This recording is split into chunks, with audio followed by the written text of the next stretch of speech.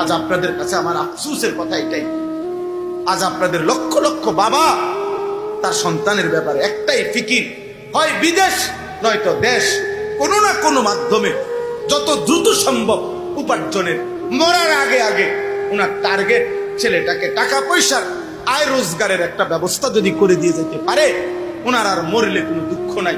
মেয়েটার ব্যাপারে ওনার একটাই টার্গেট, যত দ্রুত সম্ভব একটা টাকা পয়সা আছে এরকম একটা ছেলে চাইয়া মেয়েটারে বিয়ে দিয়ে যাইতে পারলে ওনার আর কোনো দুঃখ নাই মরার আগে আগে। তাইলে ওনার ফিকির, আহা বাপ, আপনার ফিকির যদি হয় ছেলের জন্য দুনিয়া, তো ছেলের ফিকির কেমনে হবে আখেরাত?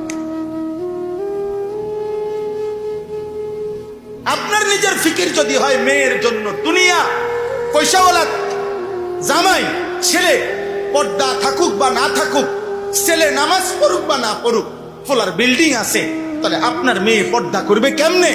আপনার মেয়ে নিজের ইজ্জত সতীত্ব পর্দার হেফাজত করবে কেমনে? বলে আপনি কি চাইছিলেন? আপনি তো আখেরাত চান নাই, আপনি তো আল্লাহর কাছে বলেন নাই, আখেরাতের কোনো প্রস্তুতি তো নেন নাই আপনি। আমি আপনাদের কাছে দেরি করব না, অনেক রাত হয়েছে, আমি খুব দ্রুতই শেষ করে দিচ্ছি।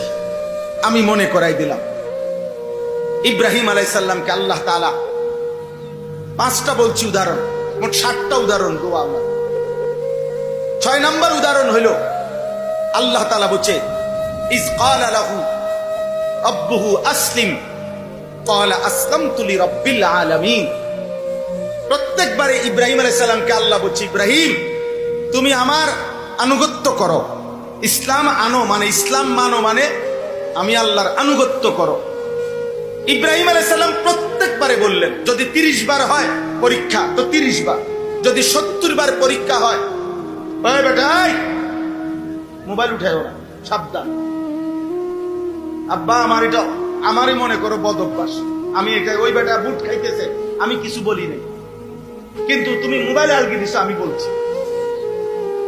তুমি জিজ্ঞাসা করো ওই ভাই অনেকক্ষণ ধরে বুট খায় আমি দেখছি, কিন্তু ওইটা আমি কিছু বলি নাই, কিন্তু মোবাইল আলগি দাও আমি মানতে পারি না, আমার কতটা একজন শুনবে দরকার, কিন্তু কাফেল মানুষ আমি তারে বলবো না। কথা বোঝেন নাই আমার? বলুক বাইরে কথা বলুক, চিন্তা করুন, আহা সবাই শুনবে এটা জরুরি না, আমার নজরের মানুষ আমার কাছে আমারও। কথা বুঝেন নাই আপনারা? মানে চোখের সামনে আমার যে কয়েকজন শ্রোতা, এরাই আমার আল্লাহর পক্ষ থেকে